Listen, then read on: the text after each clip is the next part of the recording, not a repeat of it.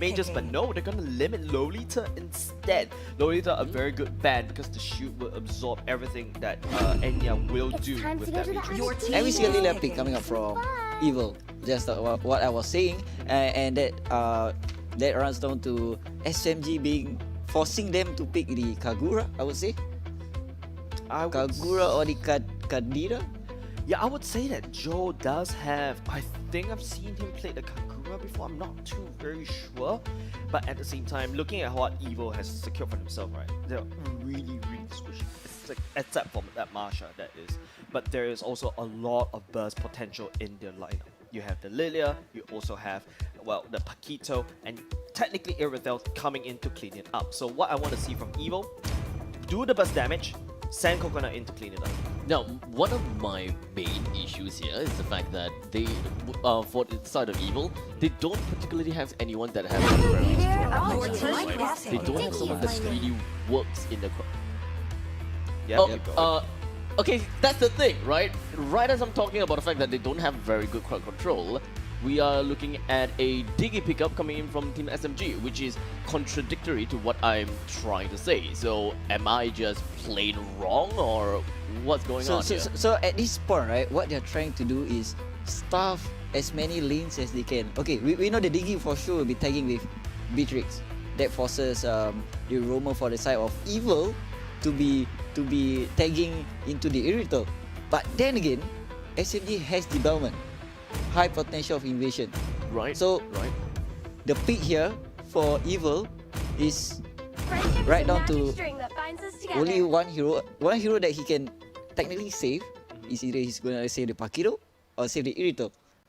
Yeah, I think this is a very highly babysitting draft coming up from side Evil, right? Remember we mentioned not a very tanky matchup. You couple that with an Angela. I have a bit of doubt on this Angela, but at the same time, I can see where you're coming from, right? This Angela, this hard guard could potentially turn the tide around to allow Coconut to chase down the members one by one. You do have additional Q, you do have the additional Strings Explorer that could latch onto someone, pull him in, but there's also that Diggy in play. All in all, there has been some questions in my head, and I am curious to find out how this game is going to go around with. The Diggy threw me off guard. The first thing that I'll always think about is time journey. It's the first Diggy of the day. Yeah, it's the first Diggy of the day as well. And well, first Diggy of the day, really? Oh, yeah, it well, is. I apparently I have a short-term memory. But, well, we shall see if whether this Diggy is going to help SMG get themselves the 2 wins in a row, or would it be something completely different? Or we could see the first game number 3 of the day. Well, I would really love to find out how the game is gonna be like. But now, ladies and gentlemen, let us just jump right into the Land of Dawn and understand how all of these players are going to play. The junglers, understandably, are just going to start off with their regular rotation. Nothing too out of the ordinary. No Angela trying to invade. No Diggy trying to be digging. So I'm not too sure what to expect from this game. And any favorites when it comes down to lineup for you? I think the reason why SMG is not really aggressive this time round in this part of the draft, because if you take a look at the draft, there's a Sicilian and from the side of Joe, there's also Rum as an Esmeralda. They do need some time to farm up. When they go into the later to the mid part of the game, they look very scary.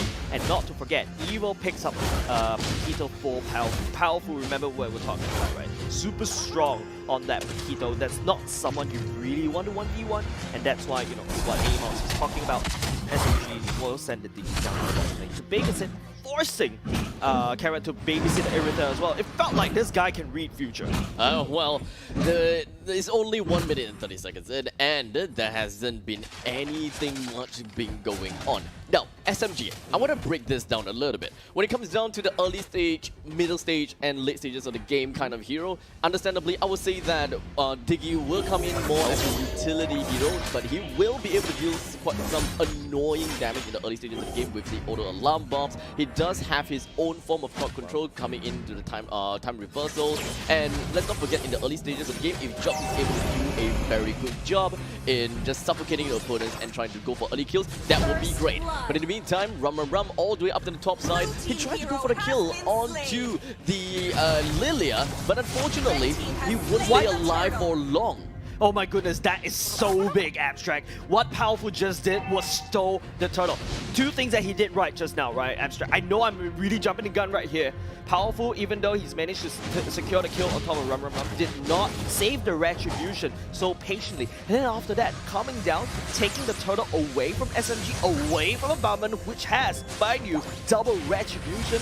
This is the comfort pick of Powerful. This is technically a big mistake from the side of SMG, right? Is. Losing the first turtle, yes, it's not gonna be that impactful into making you completely lose the game. But one thing's for sure is that your team is a team that wants to pride itself over the fact that you are able to bring down every single objective. Yep. But the fact that Powerful managed to steal it right under your nose is definitely something that you do not you won't be happy about. Definitely you wouldn't be happy about, especially with the side of SMG. But SMG, you know, if they lock in Joe for the Sicilian, they know they'll be here sitting at least another 15 minutes, right? They need to get the Sicilian up and running. But at the same time, if you notice how Evil has rotated all the way up top, it is going to be Rum facing all the bulk of the damage again. But at the same time, the random shot connects at the bottom lane. It's two fights happening at the same time. Well, the sprint is going to be available for Rum, and thus just going to be popping that out almost immediately. Got himself away from the grasp of Makito as well as Masha. Down in the bottom lane, Coconut is not in a very good spot despite playing as an Irithel, and he's not going home just yet. He still want to press the attack together with Melon as well as Carrot. And I have a strong belief that something may eventually go wrong. Enya, in the end, has decided to go for Burnett's Rage and try to zone the players out. It doesn't seem like it is a trajectory whereby he wants to go for a kill on Coconut. He just wants to go for a quick little reset. Yeah, what I feel from the side of Enya, right? He needs to try to wave clear as quickly as possible so that his own turret doesn't get under threat. And that's why Churros is talking about retreat is the best, the most, not say balanced, but like the most flexible marksman in MLBB for now. Literally have a weapon for all cases and all scenarios. If you're dealing with a lot of people that have melee damage, the shotgun it is. And if you want to stay far away from a jumping style hero, a dive style hero, well, you've got a sniper. Easy game. Yeah, I love the fact how Evo is like, okay, you see the members of SMG coming, they just decide to do that. Don't forget, it's really hard to try to fight against Joxxx. Try to steal away the turtle from Joxxx, especially on the Balman. Evil, that first turtle was good, but this time around, Derry taking a little damage. But it doesn't seem like Derry will go down just yet because he's just going to be hanging himself behind. But Joxxx right now, he's just going to be spinning for days. A little juggernaut, if you may say. The rest of the members from the side of Evil, they're just going to be hanging back a little bit, and the hard gun's just going to be popped right on top of Powerful. He tries to go for the push right into the face of Sicilian, just so close to bringing him down, but alas, he got away with a sliver. Yes, SMG secured the turtle for themselves, and that's good enough. And not only just that, Evil managed to, was able to do a bit of damage against SMG, but ultimately, in the end of the day, SMG created so much space at the bottom, especially clearing off the bottom. Well, not a lot of these turrets are taken down just yet, as the energy plating just went down roughly about 45 seconds ago. So none of these players and none of these teams are going all out aggressive. They're trying to pace themselves a little bit. Oh wait, sorry, I'll take that back. The bottom lane turret is apparently taken down. Exactly. So remember, SMG, they forced the fight for Evil at the bottom lane. And yeah, if you notice, a little bit of a memory lapse. Yeah. And on the other hand, you know, wasn't really that fight around the turtle, yet they were able to secure Coconut as that kill. And not only just that, SMG, you know, it's a 1-2 punch from the side of SMG against Evil's draft. Bottom lane clear, and now they're looking at the top because the next prior objective will be spawning at the top side. Oh, catches two though. Powerful! He immediately went to the face of the enemies, but unfortunately the hard guard shield is just not enough to keep him alive. Now Joxxx is going to be spinning away. Hopefully that he will be able to escape, but thus he will be. The rest of the members from the side of Evil, this is my problem, that they don't have a proper lockdown, and Joxxx can just spin and spin and spin. No one will stop him, and eventually once he starts to get tanky, he's gonna be scary. It's really scary already for the side of Evil, right? Because SMG, you have to take note that Joe has not died any time yet. Not only just that, the slaps, the more time that he spends his time alive, he should be able to get as much time as possible. And look at that Enya. Just one trick, one go and one go only. Not to kill, but let's take down the turrets one by one. Disciplined gameplay coming from side SMG. That turret is taken down and focusing their next mission, and that is going to be bringing down the turtles. They knew exactly what they want to do.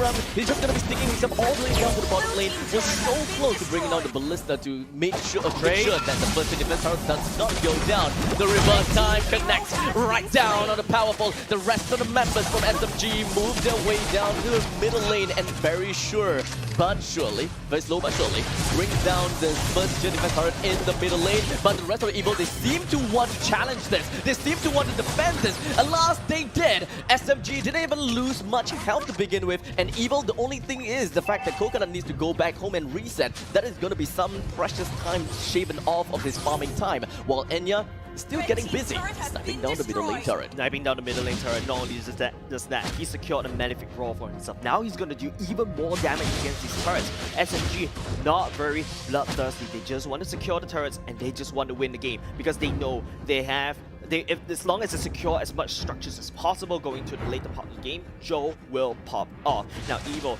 this mountain is getting steeper and steeper to climb. SMG is starting to rack up the stacks. Joxxx is starting to become even tankier, and yes, it's starting to hurt.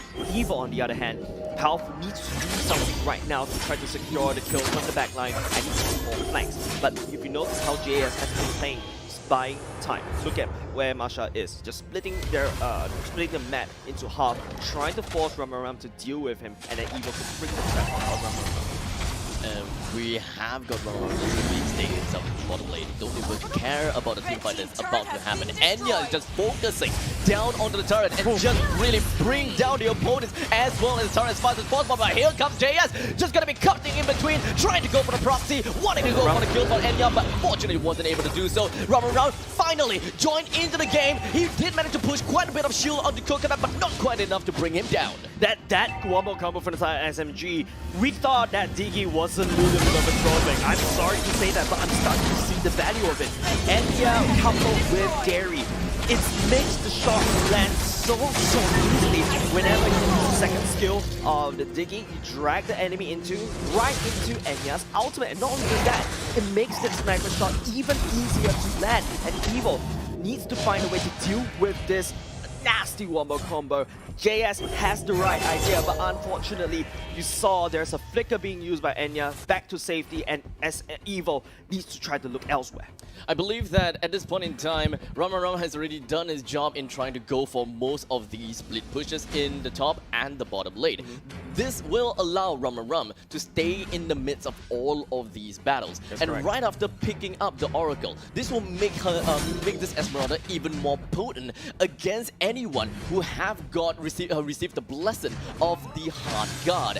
This is going to be a soft, I wouldn't even call it a soft counter, but I would say that this is almost a hard counter coming from Rum. They have cleared out the wave so much. They have cleared out every single one of these lanes. And with Esmeralda joining into the midst of the battle, Evil will be expecting something big coming up in the form of a Mega Esmeralda. Yeah, Mega Esmeralda is already here. If you notice, JS on the other side of the map is 4 members protecting the pressures of SMG. These Mega Minions are already coming in, but the claw drags 3 members down. Enya snipes. So easy for Enya to land a shot. That was an impressive coordination coming in from SMG. A single sanguine claws. It's just gonna be connecting on So 3 much person. value. Yeah, and Enya closes his eyes with a very simple ultimate. Brings 1 person down, he's just like, okay, we've got it. We just happen to snipe this on the marksman. Yep. And not only just that, right now, JS was thinking about actually creating so much pressure on the other side, but they're not going to be able to do so because SMG is putting on an onslaught. Unfortunately, Melon will be able to get himself away. JS runs away with just a sliver of health. Most of the members coming from Southern Evil, they're just unable to withstand the raw power that SMG have got in store for them. It all lies down onto Sicilian. He's looking for all of these tiny opportunities to land his sanguine claws, because whenever that happens, it kind of seems as though Enya got the heads up to go for the snipe. Remember, I talked about this nasty combo of Dairy with the Diggy, the second skill, and then we follow up with Enya ultimate. Joe can also do the same. The claw just grabs everyone right in that tight knit corner. It makes Enya so accurate. It's like, you know, Enya sniping but with a cheat code. right now, we are only looking at a 3-kill advantage from inside of SMG against Evil. It kind of seems like we had a lot of action-packed moments, but none of these really turned into value for SMG in terms of kills. There are definitely other hidden values, such as buying time, resetting the members from Evil, making sure that they are unable to go to number 1 the lane as well as the jungle to get farmed up, which is why we are looking at a 7,000 gold deficit that Evil has in their name, despite having such small little gaps. I think Evo, the problem is right now, the only tanky man inside of Evo is JS, but he's not following around the team. He's trying to do some split pushes, but it's not available. I feel like Power Push should be the one that's split pushing. Leave JS basically, tank for the team. However, 5 men on top of JsisJejsj though. I am pretty sure that they will be able to bring him down despite how tanky you are. JS kind of seems as though he is forced and backed against the wall, right? And because of that, all of a sudden, Evil doesn't really have anyone to peel anymore. There's no tanks. Look at all of them. They will get slapped so easily, 100-0 by Joe. JS is playing as Masha. Masha is the kind of hero whereby you have all-rounder skilling. The more HP you have, the more damage you have. As such, health equals to damage. You have 2 kinds of skilling that puts you into a very good spot. You can do whatever you want. So, putting JS into both sides, the fights or the split pushes are something that we definitely want to see. In the meantime, it is going to be Lord that's going to be trapped down the middle lane. They are trying to pillage everything that belongs to Evil. They don't care about anything else. It's SMG. They focus onto the core. They nicked off some of these crystal chunks, and they also did some damage over to the members of Evil. Evil, they had no idea what was coming.